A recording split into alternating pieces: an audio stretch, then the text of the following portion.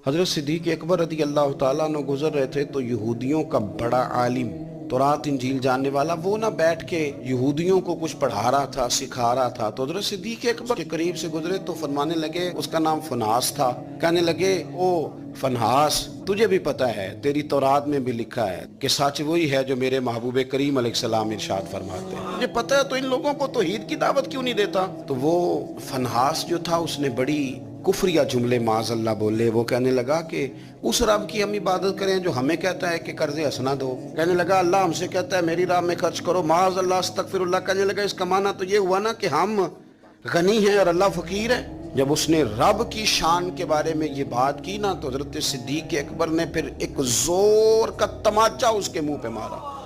وہ حضور سید عالم صلی اللہ علیہ وسلم کی بارگاہ میں آیا، نے آ کے کہا جی ابو بکر نے تھپڑ مارا ہے۔ تو نبی کریم صلی اللہ علیہ وسلم نے فرمایا بلائیے ابو بکر صدیق کو۔ حاضر بارگاہ ہوئے، آپ نے تھپڑ مارا ہے؟ کہا حضور مارا ہے۔ کیوں مارا ہے؟ یا رسول اللہ صلی اللہ علیہ وسلم اس نے یہ کہا تھا معاذ اللہ کہ اللہ فقیر ہے ہم غنی ہیں۔ حضور نے فرمایا تو نے کہا ہے؟ کہنے لگا جی نہیں میں نے تو کہا ہی نہیں۔ اس کے جتنے لوگ تھے ان سے کہا بھی تم موجود تھے، اس نے کہا ہے؟ وہ کہنے لگے جی نہیں اس نے تو کہا ہی نہیں۔ عوام مسلمان تھا ہی کوئی نہیں جو جناب صدیق اکبر کی گواہی دے۔